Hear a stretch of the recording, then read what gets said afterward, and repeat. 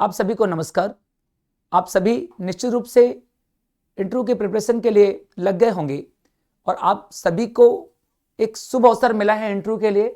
निश्चित रूप से हम सब लोग भी बहुत गौरवशाली हैं कि आपसे जुड़ने का अवसर मिल रहा है और आप सबसे जुड़कर मुझे तो बहुत हर्ष हो रहा है।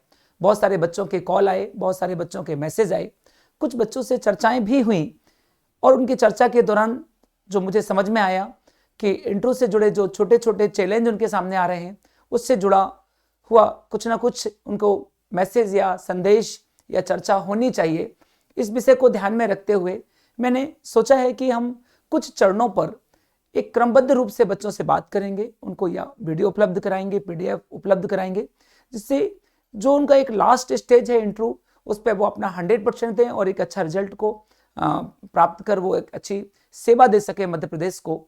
इस प्रकार इन बातों को ध्यान में रखते हुए हमने इंटरव्यू से जुड़े जो एक चुनौतियां हमें समझ में आई या जो बच्चों से मिलने के बाद या इतने वर्षों से उसकी प्रिपरेशन कराने के बाद समझ में आया कि किन किन स्टेज पर बच्चों से बात करना चाहिए जिससे बच्चे परेशान ना हो और अपना 100% अपने इंटरव्यू के लिए दें।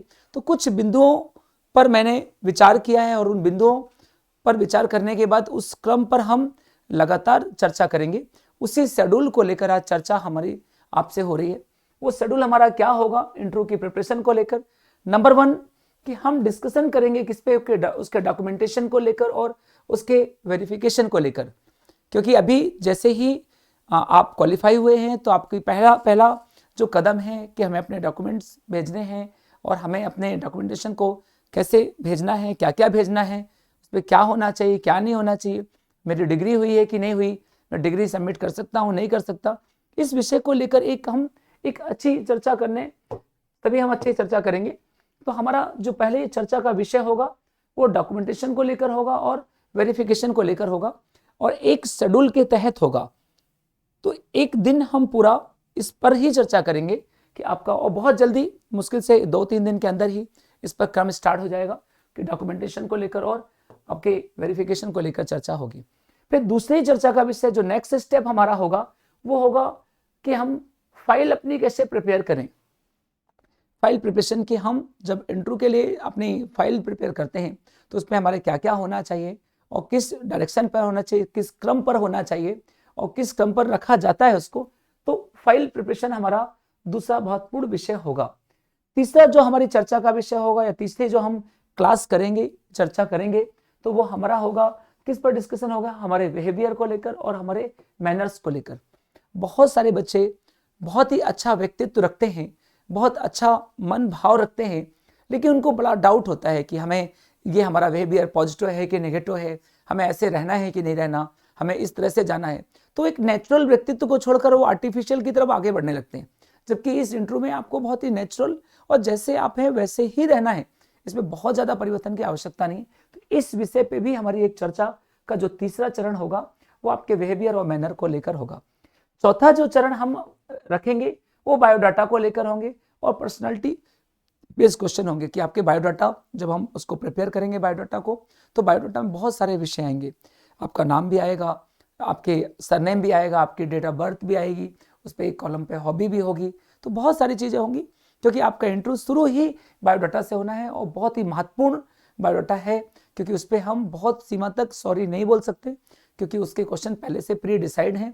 तो हमें उसके आंसर बहुत अच्छे से देना है, वहाँ से ही एक पॉजिटिव एटमॉस्फेयर बनता है और हमारे प्रति एक सकारात्मक चीज़ें सामने आने लगती हैं और हमारा कॉन्फिडेंस गेन होता है और हम हर एक चीज़ को फिर फेस कर पाते हैं।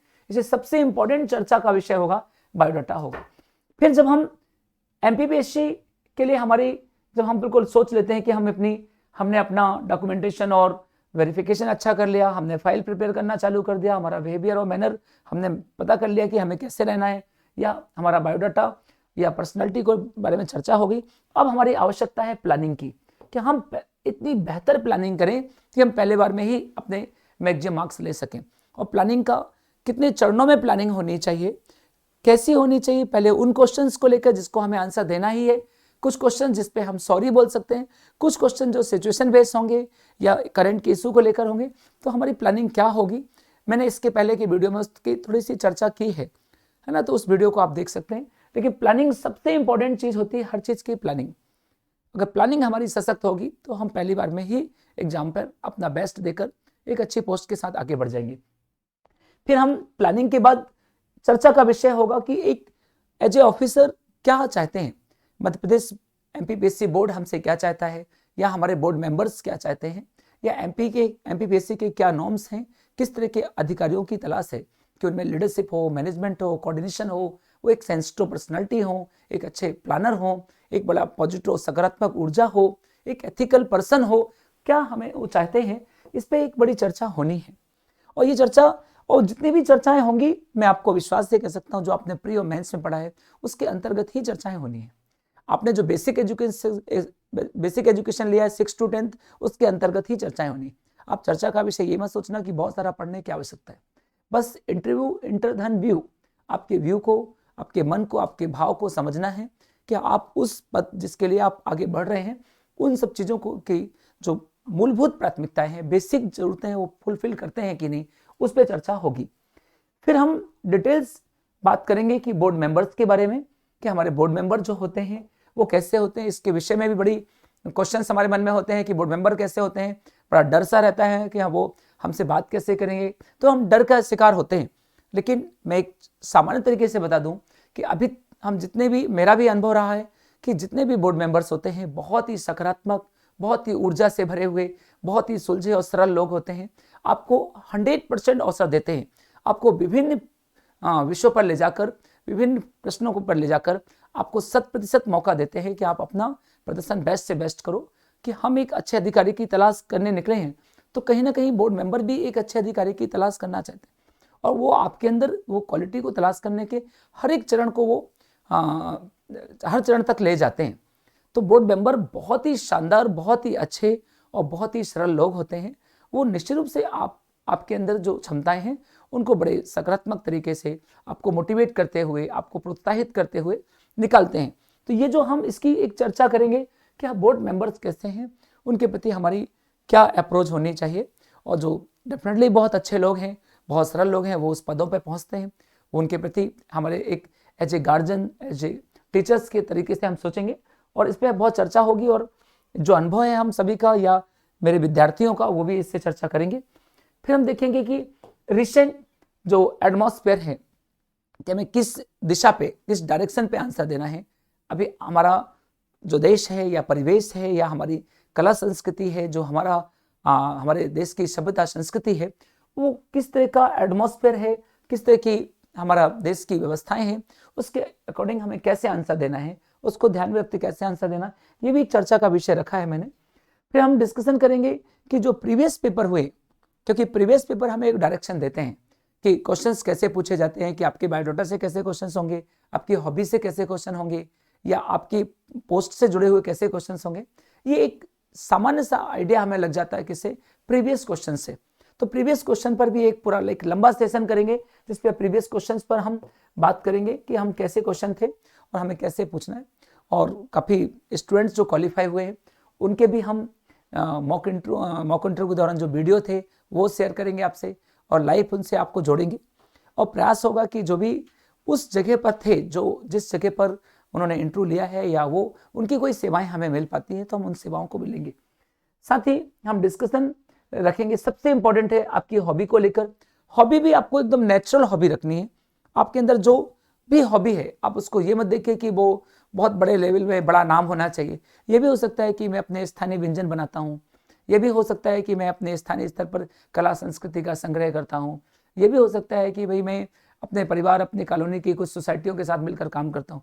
तो आप बिल्कुल हॉबी जो आपकी नेचुरल है, जिस काम को करके आपको खुशी मिलती है, आप मोटिवेट होते हैं, आपकी ऊर्जा का विस्तार हो जाता है, या आपको कुछ आगे बढ़ने की, कुछ आगे करने की जो लालसा बढ़ा देता है, उस हॉबी पर ही, तो जो आपकी नेचुरल हॉबी होगी हम उस पर चर्चा करेंगे, बहुत अच्छे से डिस्कस करेंगे, और उससे जुड़े जितने भी क्वेश्चंस हैं उसके आंसर देने का हम लोग एक बड़ा पॉजिटिव डायरेक्शन पे प्रयास करेंगे। और जो वीकनेस है वो भी हमें पता होना चाहिए, हमारी जो स्ट्रेंथ है वो भी हमें पता होना चाहिए, इसकी भी चर्चा होगी हमारे बीच में। फिर आप देखें कि हम डिस्कशन हमारा जो डिस्कशन का जो विषय होगा वो हम देखेंगे कि होम डिस्ट्रिक्ट हमसे बनना ही चाहिए, हमसे हमारा डिस्ट्रिक्ट के बारे में पता हो, हमारे डिविजन्स के बारे में पता हो, और स्टेट एक बड़ा विषय होता है, राज्य, तो मध्य प्रदेश के बारे में डिस्कशन के लिए एक अलग से ही समय देंगे।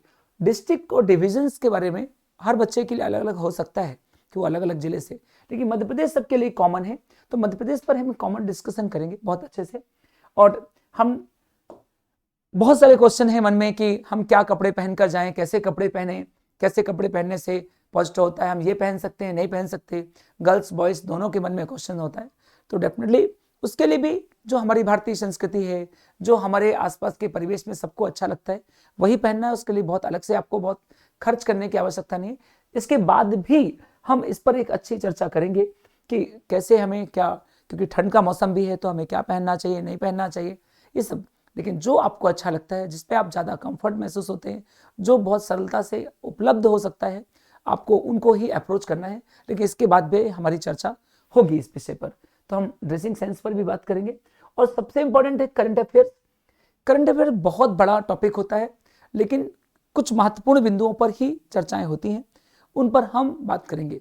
मुख्यतः जिस दिन हम जिस सप्ताह या जिस दिन हमारा इंटरव्यू होता है उस समय का जो करंट अफेयर है वो महत्वपूर्ण होता है, उससे जुड़े जो क्वेश्चन हैं, उससे जुड़े जो भी डिस्कशन है वो बहुत महत्वपूर्ण होते हैं, वो एक विषय होता है। देखिए कुछ करंट इवेंट्स होता है जो एवरग्रीन होता है, जिसको हम हमेशा पढ़ते हैं कि आर्टिकल 370 का डिसीजन जो है हुआ वो बहुत महत्वपूर्ण है। यदि हम बात करें कि अभी कोविड का विषय है बड़ा महत्वपूर्ण है, तो कुछ करंट ऐसा होता है जो कंटिन्यू चलता है, हमको उनको ही फोकस करना है। आपको बहुत ज़्यादा करंट को लेकर परेशान नहीं होना, क्योंकि आपने प्री और मेंस क्वालिफाई किया है, तो डेफिनेटली आपके पास एक अच्छा नॉलेज है, अच्छी समझ है, तब आज आप इस स्टेज पर पहुंचे हैं, इसलिए आप ज़्यादा चिंतित मत हो। करंट अफेयर्स पर हमारी चर्चा अच्छे से होगी। फिर एक बड़ा प्रश्न होता है जिस पे चर्चा होना जरूरी है कि ग्रेजुएशन में हमारे ये सब्जेक्ट थे और हम इस फील्ड में आ गए, पीजी हमने इससे किया फिर हम इस फील्ड में आ गए, या हमने जॉब की, इतने साल जॉब की, फिर हमने पीएससी की तैयारी की। तो ये क्वेश्चन बहुत बहुत महत्वपूर्ण होते हैं कि आपका जो जॉब है वो इंपॉर्टेंट है, या जिन्होंने जॉब नहीं किया बीच में गैप हुआ है उसका बहुत महत्वपूर्ण है, या आपने पीजी या ग्रेजुएशन किया था फिर इसके बाद इस फील्ड में क्यों आए। तो ये क्वेश्चन बहुत परेशान से करते हैं लोगों को, लेकिन मेरा मानना है कि परेशान होने की जरूरत नहीं है। जो सच है, जो डायरेक्शन हमें मिलता गया, जिस डायरेक्शन पे हम आगे बढ़ते गए, जिस तरह का हमें गाइडलाइन मिलता गया, हम आगे चलते गए, वैसा ही कुछ हमारा आंसर है, क्योंकि हम सच के करीब हमें आंसर देना है। क्योंकि हमें फोर्थ पेपर के दौरान हम यही पढ़ते हैं कि हमें अकाउंटेबिलिटी होनी चाहिए, हमें ट्रांसपेरेंसी होनी चाहिए, हमें ऑब्जेक्टिविटी होनी चाहिए, हमें इंटीग्रिटी होनी चाहिए। वही सच्चाई है कि जो हमारा डायरेक्शन हमें मिलता चला गया, हम आगे बढ़ते चले गए और उसी के अकॉर्डिंग हम कुछ आंसर इस पर तैयार करेंगे।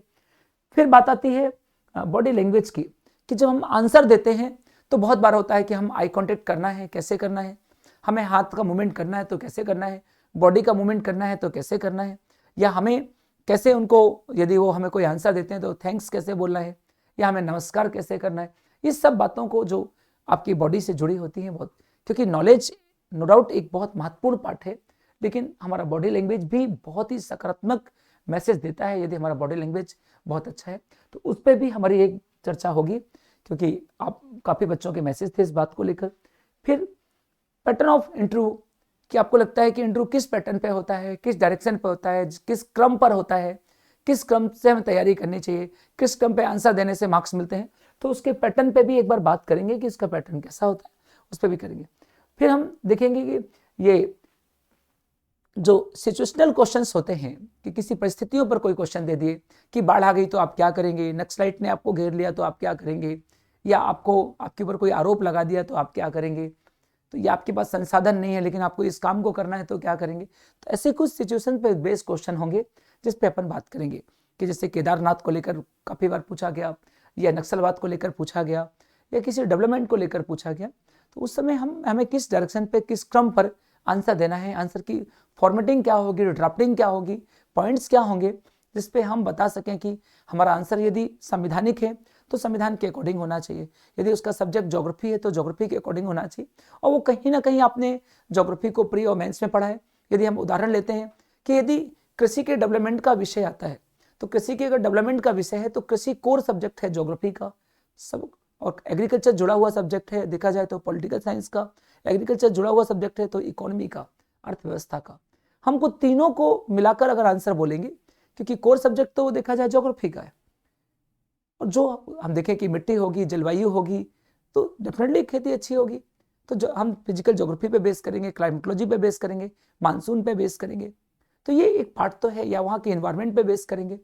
फिर हम डेवलपमेंट अगर वहाँ करेंगे कि वहाँ इरिगेशन डेवलप कर दिया गया, वहाँ इलेक्ट्रिसिटी पहुँच गई, वहाँ वेयर हाउस बन गए, वहाँ मार्केट बन गया, तो डेवलपमेंट विषय है इकोनॉमी का। फिर उससे जुड़ी जो प्लानिंग है, मिनिमम सपोर्ट प्राइस है, इसमें गवर्नमेंट की भूमिकाएं होती हैं। तो कुल मिलाकर आंसर की ड्राफ्टिंग इन 3 चीज़ों पर बेस होगी। यदि कोई क्वेश्चन संवैधानिक है तो हम देखेंगे किसी व्यक्ति पर बेस है तो हमें मौलिक अधिकार पर बेस होकर बोलना है। यदि हमें देखा कि कोई डेवलपमेंट पर है किसी स्टेट के, तो हमें डायरेक्टिव प्रिंसिपल पे बेस होकर बोलना है। यदि हमें गांव के ऊपर कोई क्वेश्चन पूछा गया है तो हमें पंचायती राज पे बेस होकर बोलना है। तो इस तरह की ड्राफ्टिंग जो मैं सिखाऊंगा आपको बहुत फायदेमंद होगी और बहुत अच्छा आंसर आप दे पाएंगे। तो हमारा एक जो बेस होगा हमारा डिस्कशन का, वो इन सब चीज़ों पर भी होना है, तो आपको ये भी मिलेगा और इसका फायदा आपको बहुत ज़बरदस्त मिलेगा। फिर हम देखेंगे कि जो बच्चे एकेडमी तक पहुंच पाते हैं या हमारी टीम से उनकी मुलाकात होती है और हमारी टीम के बीच में जिस तरह का इंटरव्यू होगा उनके लिए, और या जो बच्चे ऑनलाइन इंटरव्यू देंगे उनके लिए, क्या कितने स्टेज पर, अभी हमने एक रफ एक आइडिया बनाया है कि हमें कितने स्टेज पर कम से कम इंटरव्यू लेने हैं और उनके विषय क्या क्या होने चाहिए, किस क्रम पे होना चाहिए कि बच्चा अपना आपको धीरे धीरे प्रिपेयर करे और अपना बेस्ट दे सके। तो सबसे पहले तो हमने इस सेशन को स्टार्ट ही कर दिया है, हमने आज से ही स्टार्ट कर दिया है, आज ही सेशन स्टार्ट हो गया है, आज ही पूरी प्लानिंग बच्चों के साथ बैठकर हो गई है। टाइम डिसाइड हो गया है कि मॉर्निंग पर हम सुबह 7:30 बजे स्टार्ट करेंगे और इवनिंग पर हम 9 o'clock स्टार्ट करेंगे और रेगुलर करेंगे, इवनिंग में भी और मॉर्निंग पर भी इंटरव्यू कंटिन्यू रखेंगे, जिसमें से हम अपने व्यक्तित्व को एक क्रमबद्ध तरीके से उस इंटरव्यू के लिए प्रिपेयर हो सकें या हम अपने नेचुरल चीज़ों को और नेचुरल तरीके से रख सकें। तो उस क्रम को तो स्टार्ट कर दिया है, उसी जो कल्पना है या उसी तरह की जो प्लानिंग है वो मैं आपसे चर्चा कर रहा हूँ कि आपसे भी इस तरह की प्लानिंग आप बना सकते हैं, या जो हम लोगों से जुड़ेंगे तो उनके साथ हम किस तरह की प्लानिंग करेंगे और किस तरह का। तो उसका हमने एक छोटा सा खाका बनाया है, उसको हम एक रिव्यू भी करेंगे, उसको और बेहतर बनाने का प्रयास करेंगे। वो ये है कि एक प्लानिंग की है कि यदि हमारे पास 1 महीने का समय है, यदि फरवरी के फर्स्ट वीक में यदि इंटरव्यू स्टार्ट होते हैं तो हम 1 महीने में कैसे प्रिपेयर हों इस चीज़ के लिए। तो हमने एक टारगेट रखा है कि एक मॉक इंटरव्यू तो क्रमबद्ध तरीके से डेली होंगे, मतलब इवनिंग वालों के इवनिंग होंगे, मॉर्निंग वाले को मॉर्निंग होंगे, मॉक इंटरव्यू तो डेली होंगे, लेकिन जो एक ऑर्गेनाइज तरीके से मॉक इंटरव्यू होंगे, एकदम एग्जाम को ध्यान में रखते हुए होंगे, वो मिनिमम 7 इंटरव्यू होने हैं, 7 स्टेज होंगे इंटरव्यू के। वो स्टेज में हम क्या क्या करेंगे वो चीज़ें हैं, लेकिन डेली शेड्यूल में उसको प्रिपेयर करने के लिए, उसको तैयार करने के लिए हम डेली इंटरव्यू होंगे। मान के चलिए कि यदि 1 महीने का समय हमें है तो हमारा प्रयास रहेगा कि हर बच्चे को एक इंटरव्यू रोज उसको मॉक इंटरव्यू मिले, जिसमें वो क्रमबद्ध तरीके से अपने व्यक्तित्व को, अपने नॉलेज को या अपने प्रेजेंटेशन को, अपने शब्दकोश को या अपने किसी भी जो उसको लगता है कि मुझे बेहतर करना है उसको पर्याप्त अवसर मिले। तो उसके लिए हमारी टीम पूरा समय देगी कि वो अपने आप को बेहतर बना सकें और बहुत अच्छे नंबर ले सकें। इसके पहले भी मैंने चर्चा की थी कि मार्क्स हमेशा बच्चों ने बहुत अच्छे अपनी मेहनत से पाए हैं। 150 नंबर आए, विजय डहरिया के देखें, पूजा पांडे जी के भी देखेंगे तो 150 नंबर आए। यदि हम देखें तो राजनंदिनी शर्मा जी के देखेंगे तो 159 मार्क्स आए, संपदा सराफ को देखेंगे 159 मार्क्स आए। तो मार्क्स तो बहुत अच्छे आते हैं, बच्चों को नंबर बहुत शानदार मिलेंगे, ये मेरा पूरा विश्वास है। इसके पीछे कहीं ना कहीं बच्चों का हार्डवर्क है कि उनको जिस डायरेक्शन से तैयार किया जाता है, जिस डायरेक्शन से उनको मोटिवेट किया जाता है, उसको फॉलो करते हैं वो, और अपने उस नेचुरल व्यक्तित्व को पहचानते हैं। जो गौतम बुद्ध का शब्द है ना कि आपो दीपो भव, आप अपने दीपक खुद बनो। विवेकानंद कहते हैं अहम ब्रह्मस्मि, है ना, ब्रह्म मुझ में ही है। तो इस तरह से उन बच्चों में सब कुछ है, बस हम और आप उनके एक छोटे से माध्यम हैं, एक छोटा सा आधार हैं जो उनका एनलाइटमेंट करते हैं, उनको डायरेक्शन देते हैं। तो इस तरह से इंटरव्यू तो डेली शेड्यूल में होंगे, लेकिन मुख्य जो इंटरव्यू होंगे वो मिनिमम 7 स्टेज पर होंगे। पहला जो स्टेज हमने इसके लिए प्लान किया है कि पहला स्टेज जो होगा इंटरव्यू का हमारा जो होगा वो फर्स्ट स्टेज में हम फोकस करेंगे बायोडाटा बेस्ड। बायोडाटा में हम क्या करेंगे, इसमें सबसे इम्पोर्टेंट कि उनका जो इंट्रोडक्शन कैसे देना है, इंट्रोडक्शन देने का क्या तरीका होना चाहिए, इंट्रोडक्शन में कौन कौन से पॉइंट्स बहुत महत्वपूर्ण हैं। वो इंट्रोडक्शन के बाद हम देखेंगे कि वो अपने नाम का, अगर उसका नाम कुछ यूनिक है जो सभी बोर्ड मेंबर्स को आकर्षित करता है, तो उसका प्रॉपर मीनिंग हो, उस नाम से जुड़े हुए लोग कौन है, उन लोगों की क्या भूमिका थी, वो बड़ा क्लियर सा होना चाहिए। साथ ही डेट ऑफ बर्थ, कुछ बहुत महत्वपूर्ण डेट पर आपका जन्म हुआ है और वो डेट कहीं ना कहीं नेशनल, इंटरनेशनल या स्टेट से जुड़ती है, या उस डेट पर कुछ विशेष हमारे देश में हुआ है या हमारे राज्य में हुआ है या इंटरनेशनल लेवल पे हुआ है, तो वो डेट जरूर हम देखेंगे। या आपकी डेट किसी महापुरुष की डेट से मैच करती है, अगर वो पूछते हैं तो हम उसके लिए प्रिपेयर रहें। तो जरूरी नहीं कि सभी स्टूडेंट से उनके नाम का अर्थ पूछेंगे, जरूरी नहीं कि उनका डेट ऑफ बर्थ पूछा जाएगा, लेकिन कुछ शुरुआत करने के लिए, कुछ बात स्टार्ट करने के लिए, बच्चे को मोटिवेट करने के लिए, उसको मेन स्ट्रीम से जोड़ने के लिए ये क्रम शुरू होता है। और डेफिनेटली ये एक सकारात्मक जुड़ाव है बोर्ड के साथ, तो यहाँ से शुरुआत बहुत अच्छी होती है। फिर कभी कभी फादर्स नेम, कुछ ऐसे फादर्स नेम है जो लगता है कि किसी महापुरुष से नाम जुड़ा है पापा का, या पापा किसी ऐसे फील्ड से है जो इस देश के लिए, समाज के लिए बहुत महत्वपूर्ण भूमिका और रोल अदा कर रहे हैं। तो कभी कभी फादर से जुड़े क्वेश्चन भी पूछ लिए जाते हैं कि, और ये भी आवश्यक नहीं कि हमें, यदि हमारे फादर किसान हैं तो किसान की क्या भूमिका है, ये भी पूछा जा सकता है, क्योंकि बड़ा गर्व का विषय है कि पापा किसान है, पापा अपना स्वयं का रोजगार करते हैं, बड़ा गर्व का विषय। तो ये बिल्कुल ना सोचें कि जो उनके पापा बड़ी पोस्टों में हैं या बड़ी जिम्मेदारियों में हैं उनसे ही पूछा जाएगा, हमसे भी पूछ सकते हो। बड़े बड़े गर्व के साथ पूछा जाता है इंटरव्यू में कि आपके फादर किसान है, वाह, तो फिर आप बताइए किसान ने तो उनकी क्या भूमिका है इस समाज के लिए, राष्ट्र के लिए। तो डेफिनेटली कि आपको मालूम है वो तो अन्नदाता हैं। तो इस तरह से इसके लिए भी हमें प्रिपेयर होना है कि हमें ये ना लगे कि हमारे पापा अगर किसान हैं या मजदूर हैं तो बहुत ही छोटे, लेकिन उनकी भी इस समाज और राष्ट्र के निर्माण में भूमिका है। उसको प्रोत्साहित करने के लिए बोर्ड मेंबर्स पूछते हैं इस विषय को भी बहुत बार। फिर कई बार फादर का नाम लिखा है उसमें, मदर का नहीं है, तो मदर के बारे में भी पूछ लेते हैं। अच्छा फादर का लिखा, अच्छा मदर का नाम क्या हो, तो मदर का भी कोई विशेष एक्टिविटी है, बहुत अच्छा पार्टिसिपेट है अपनी फैमिली के साथ साथ समाज और राष्ट्र में, तो उससे भी पूछा जा सकता है।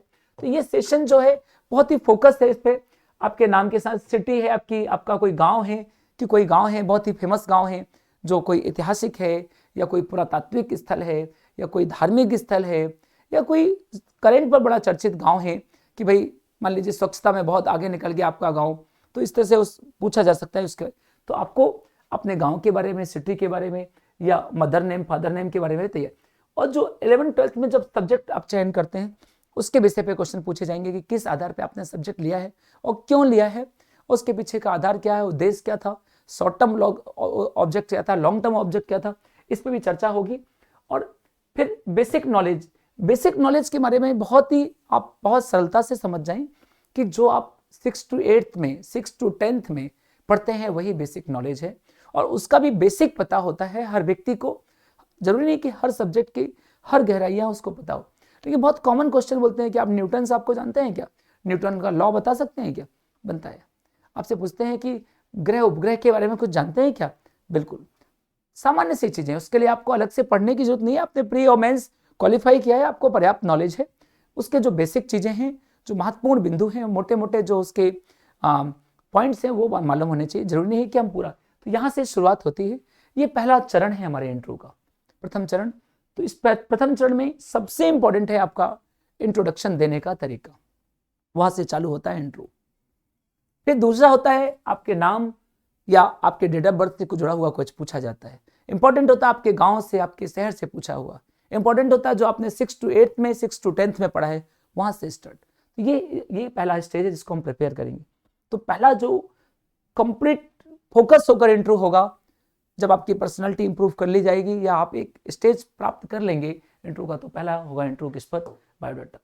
दूसरा इंटरव्यू जो सबसे ज्यादा हमसे पूछा जाता है वो है हमारी हॉबी बेस्ड क्वेश्चन पूछे जाएंगे कि आपकी हॉबी क्या है, इस हॉबी का कैसे आप इस हॉबी से जुड़ गए, इस हॉबी का आपके व्यक्तित्व के लिए या आपको क्या लाभ मिलता है, इस हॉबी से इस प्रशासन को क्या लाभ होगा या समाज को क्या लाभ होगा, बहुत सारे क्वेश्चन होंगे, है ना। तो हॉबी एकदम नेचुरल होनी चाहिए, उस पर क्वेश्चन होंगे। बहुत लोगों से पूछ रहे आपके कोई रोल मॉडल हैं क्या, रोल मॉडल है तो उनके बारे में बताएं, उनसे क्या सीखा या उनसे क्या प्रेरणा आपको मिलती है, तो रोल मॉडल भी उस पर चर्चा होगी। साथ ही हम देखेंगे कि कोई आपका स्पेशल कोई अचीवमेंट है क्या, आपने किसी गेम में नेशनल खेला है, किसी कॉन्फ्रेंस में पार्टिसिपेट किया है, कोई पेपर सबमिट किया है, या कोविड के दौरान आपने किसी सोशल एक्टिविटी पे पार्टिसिपेट करके काम किया है। अगर इन सब चीजों में अगर आपकी भूमिका है तो बहुत ही महत्वपूर्ण है, और ये इससे आपके अंदर की एक फीलिंग्स, एक मन, एक भाव, एक भावना का पता चलता है। जो बोलते हैं ना कि एक अच्छे ऑफिसर्स को एक एथिकल भी होना चाहिए। उसकी हम देखें तो कुछ भूमिका हैं, जिसे हम देखते हैं कि जहां हम जन्म लेते हैं, जन्मभूमि के प्रति जहां हम पोस्टिंग होती है कर्मभूमि के प्रति और इस देश के प्रति, मातृभूमि के प्रति। तो ये सब कुछ चीजों को देखने का एक पार्ट होता है हॉबी। फिर होता है कि हमने पोस्ट प्रेफरेंस क्या भरा हुआ है, कि हमें पता है क्या कि डिप्टी कलेक्टर डीएसपी में क्या अंतर है, या एसडीएम और डिप्टी कलेक्टर में क्या डिफरेंस है। हमें तो जिन पोस्टों की तरफ हम जा रहे हैं कि उन पोस्टों के बारे में बेसिक तो पता हो हमें कि क्या काम है, उनका कार्य क्या है, वो किस तरह के कार्य करते हैं, क्या जिम्मेदारी है, किस तरह के प्रोटोकॉल्स होते हैं, ये सब पता हो। तो ये भी एक सामान्य जो जानकारी आपको होनी चाहिए। इस पर हम पोस्ट प्रेफरेंस पे भी चर्चा करेंगे, जो हो सकता है कि आपको वहां जाकर भरना पड़े, उसके पहले हम इस पर प्रिपेयर होंगे। चौथा जो हमारा होने वाला है वो नॉलेज बेस होगा। नॉलेज के बारे में आप बिल्कुल भी परेशान होने की जरूरत नहीं है। मैंने वही कहा कि 6 to 10th जो हमने पढ़ा है उसी पे बेस होगा, जो हमने प्री में पढ़ा है, जो हमने मैथ्स में पढ़ा है उसी पे बेस होगा। प्री और मेंस के पढ़ने के बाद जितना याद है अभी आपको उतना ही काम का है। जरूरी नहीं कि आप हर चीज को फिर पढ़ने निकल जाएं, बिल्कुल परेशान मत हो उसको लेकर। आपको बहुत सामान्य चीजें ही पूछी जाएंगी, और मैं पूरे विश्वास से कहता हूं जो आपने इतने सारे लोगों के बीच में क्वालिफाई किया है, प्री और मेंस क्वालिफाई करके यहाँ तक आए, निश्चित रूप से आपको एवरेज से अच्छा नॉलेज है, एक अच्छी मेमोरी है आपकी, और आप अच्छा प्रेजेंटेशन करेंगे, बहुत अच्छा कर पाएंगे। तो ये तो इम्पोर्टेंट है ही, लेकिन सबसे इम्पोर्टेंट है कि हम जो नॉलेज आपसे पूछेंगे इसका मतलब कुछ भी नहीं पूछेंगे। पूछने के पीछे आधार होगा कि हम एमपीपीएससी की जो आवश्यकता उसके अनुसार पूछेंगे। प्रीवियस पेपर जो है या इसके पहले पूछे गए इंटरव्यू में उसको बेस करके पूछेंगे, या हम जो प्रीवियस पेपर या एमपीपीएससी का जो एक मनोविज्ञान है या एक ऑफिसर्स पे जो तलाश करते हैं उन पर बेस करके पूछेंगे। तो आप ये बिल्कुल मत सोचो कि कुछ भी पूछा जाता है। कहीं ना कहीं एक एमपीपीएससी की मर्यादा है, उसकी एक कहीं ना कहीं संरचना है, उसका कहीं ना कहीं एक ढांचा है। उसको, या जिस पोस्ट में आप पब्लिक सर्विस कमीशन पे जा रहे हैं या पब्लिक सर्विस देने जा रहे हैं, उसको बेस करके पूछा जाता है। और थोड़ा सा हमें आइडिया प्रीवियस क्वेश्चन से भी लग जाता है कि क्या पूछा जाता है, क्योंकि समय बहुत कम होता है। 15 से 20 मिनट का जो इंटरव्यू है उस पर सभी पहलुओं पर एमपीपीएससी मेंबर्स कोशिश करते हैं कि हम बच्चों के हर पहलू पर जाएं, और उसका जो ऐसा कोई भी व्यक्तित्व का पार्ट ना रह जाए जो अछूता रहे और हम ना जान पाए। हम जानना चाहते हैं और उसकी उस योग्यता के आधार पर हम उसको मैक्सिमम मार्क्स देना चाहते हैं, जिससे वो मोटिवेट होकर और आगे बढ़े।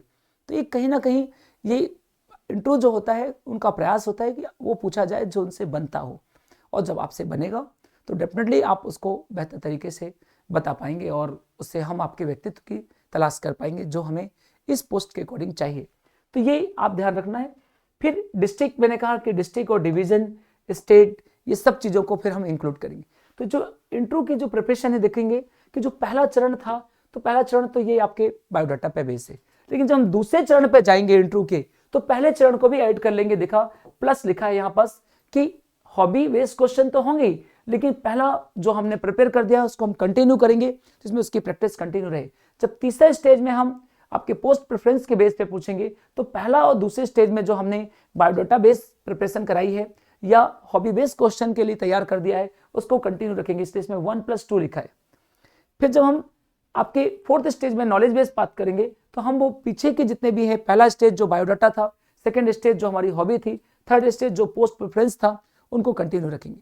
अब जब ये कंप्लीट हो जाएंगे, जिसपे आपकी एक रिवीजन भी हो रहा है अगले स्टेज के साथ अगले स्टेज का, तो आप 100% तैयार हो गए। तो जो एक फाइनल स्टेज के 3 इंटरव्यू हम लेंगे, एकदम वही सिचुएशन, उसी तरह का बोर्ड बनाकर, वैसा ही एटमॉस्फेयर बनाकर, वैसे ही क्वेश्चन का स्ट्रक्चर करके, वैसे ही विशेषज्ञों को रखकर, वैसे ही टीम को तैयार करके जो हम फाइनल 3 इंटरव्यू जो लेंगे, वो सबसे इंपॉर्टेंट होंगे आप सभी के लिए। कि फाइनल इंटरव्यू जो होंगे फर्स्ट, सेकंड, थर्ड, इस पर वही एटमॉस्फेयर होगा जो इंटरव्यू बोर्ड के बीच में होता है, उसी तरह की टीम होगी, उसी तरह का उससे जुड़े हुए विशेषज्ञ होंगे, उसी तरह के आपका मूल्यांकन होगा, उसी तरह। तो आप एक ऐसा फील करेंगे कि आपने इतने बार इंटरव्यू दे दिया है, अब आपके अंदर डर नहीं है, आपके अंदर एक कॉन्फिडेंस है, एक उत्साह है इंटरव्यू बोर्ड में जाने का और वहां अपना बेस्ट करने का। तो ये एक प्रयास लास्ट के इन 3 इंटरव्यू में होगा, और इस पे पूरा प्रयास रहता है कि जो सिचुएशन वहां है या उस तरह की परिस्थितियों के साथ हम इस चीज को प्रिपेयर करें। और इसको इस स्टेज में हम उस समय पहुंचते हैं जब हम पूरे 1 महीने बच्चों के साथ लगभग डेली डिस्कशन होता है, डेली मॉक इंटरव्यू होते हैं, और उन डेली मॉक इंटरव्यू के साथ साथ जो 4 स्टेज पर मॉक इंटरव्यू लिए हैं, उसके बाद जब यहाँ आते हैं तो बच्चा अपने आप को एकदम फैमिलियर समझता है। उसको ऐसा लगता है कि इंटरव्यू एक हमारे ही अध्ययन का पाठ है, या हम अपने से प्रबुद्ध लोगों से मिलने जा रहे हैं, या हम अच्छे बुद्धिजीवी लोगों से चर्चाएं कर रहे हैं, या परिचर्चाएं हो रही हैं, या हम उनके बीच में अपनी बातों को रख रहे हैं, ऐसा फील आ चुका होता है जब हम इस स्टेज में पहुंच चुके होते हैं। तो जब ये 3 स्टेज हम कंप्लीट करते हैं तो बड़ा खुश महसूस करते हैं, बड़े कॉन्फिडेंट महसूस करते हैं, और बड़े बेसब्री से इंतजार होता है कि अब मेरा इंटरव्यू कब होगा, मेरा इंटरव्यू डेट कब आएगा। तो बड़े उत्साह से वहाँ तक पहुँचते हैं, न कि डर से। और जो उत्साह से जाता है, खुश होकर जाता है, वो अपना बेस्ट देता है, और वो निश्चित रूप से अपना बेस्ट देने के बाद मैक्सिमम मार्क्स गेन करता है, और एक शानदार पोस्ट में पहुँचकर न केवल अपने परिवार, समाज, प्रदेश और राष्ट्र का नाम रोशन करता है, बल्कि वो मानव सभ्यता के गौरव को भी बढ़ाता है। और मेरा पूरा विश्वास है कि आप सब लोग अपना इस इंटरव्यू में बेस्ट देंगे। मेरा इस पे जो भी आपको सहयोग चाहिए, मैं अपना 100% सहयोग दूंगा, क्योंकि आपने अपने इस एग्जाम के 2 बड़े महत्वपूर्ण पड़ाव पूरे कर लिए हैं। एक लास्ट पड़ाव है, और निश्चित रूप से आप पूरा करेंगे, ये पूरा विश्वास है हम सभी को। और इसके ये बेहतर हो, इस पे हम लोग इसलिए सहयोग के लिए आगे आए हैं कि हम भी आपके इस कारवां से, इस सफलता से, या इस मेहनत के क्रम से हम लोग भी जुड़ना चाहते हैं, और हम भी जुड़कर आपके बीच में एक गौरवान्वित महसूस कर रहे हैं। बड़ा अच्छा फील हो रहा है कि काफ़ी समय के बाद आपको एक शुभ अवसर मिला है, और उस अवसर पर भी हम भी आपकी सफलता के साथ अपने आप को खुश और अच्छा महसूस कर रहे हैं। इसलिए मेरी बहुत सारी शुभकामनाएं हैं। और जो ये हमने शेड्यूल बनाया है, इस शेड्यूल पर, इसी क्रम पर हम क्लासेस भी करेंगे और वीडियो भी बनाएंगे, जिसमें आपको एक मैक्सिमम हेल्प मिल सके, और आपके अंदर जो डाउट्स है वो क्लियर हो सकें, और साथ ही आप लोगों को भी मोटिवेट कर सकें और बता सकें कि नहीं, इंटरव्यू एक बहुत ही अच्छा पड़ाव है, इंटरव्यू एक सकारात्मक प्लेटफॉर्म है, इंटरव्यू में जाने का कोई डर नहीं है, या हम वहाँ इसलिए जा रहे हैं क्योंकि हम अपने व्यक्तित्व को एक साक्षात्कार करा सकें, या हम प्रत्यक्ष रूप से अपनी बातों को रख सकें। इसलिए ये सकारात्मक भाव हर एक विद्यार्थी पर, हर स्टूडेंट्स पर आना चाहिए, जिससे वो इंटरव्यू के लिए एक उत्साह हो, न कि डर हो। आप सभी लोग इसके प्रिपरेशन के लिए आगे बढ़ें। हम सबकी बहुत सारी शुभकामनाएं हैं, और हम इसी प्रकार से छोटा छोटा आपसे प्रयास करते रहेंगे इस इंटरव्यू को आगे बढ़ाने के लिए, और फाइनल रिजल्ट भी आपका बहुत शानदार आएगा। मेरी बहुत सारी शुभकामनाएं हैं। All the best. जय हिंद, जय मध्य प्रदेश।